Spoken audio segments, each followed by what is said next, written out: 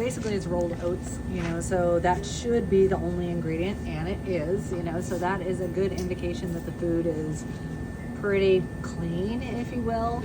I don't see any preservatives, additives. I mean, they even say that on the front, but they're certainly not listed here, and they're not hidden in anything. So the great thing is you've got a high fiber. You've got 4 grams of dietary fiber per serving. It's relatively low in calories. Now it's a half cup dry.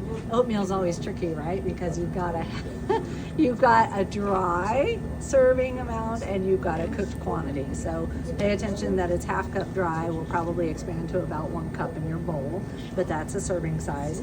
And total grams of fat is 3. Oatmeal is usually between 3 and 4, depending on who makes it. And this one doesn't have any added oil, so that's probably why it's 3 instead of 4.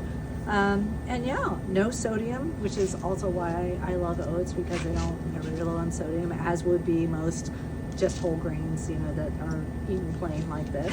And depending on what you put on it, of course, but very healthy as long as you're not carb conscious.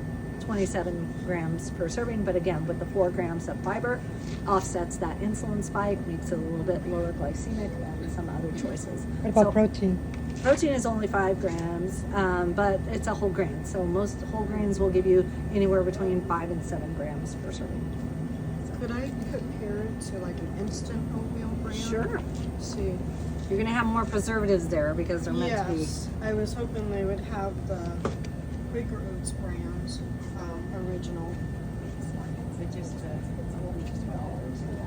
Yeah, I just want to compare like an instant oatmeal. And everything is going to be expensive, yeah. Okay. Which is why To people like cooking to it on the stove. So I know it's probably it's not Quaker Oats, it's a little different. Right. So, I mean, this is meant to be. So, first thing I want to say is that you can prepare these quickly as well. I put this in the microwave if I'm in a hurry and heat it for a minute and a half with the water just up to the top and just barely over the top, and it makes it fine consistency. It's quick, it's easy. So don't feel like you need to buy this one with all this extra stuff in it. It's really good to know. Yeah. Thank you. Yeah. So, and I was under that impression way back when too, and I was like, wait a minute, this cooks up just the same, the way I eat it anyway, it cooks up just the same, and it's not a perceivable difference. However, to be able to make it a quick, categorized as a quick oat, they do have to add some stabilizers and certain texturizers and stuff, and so that's what you're going to see here. It is also fortified, which is interesting because regular oatmeal has natural fortification because these are whole grains, right? So you've got iron, of course, 8%. You've got potassium, you've got calcium, you've got phosphorus.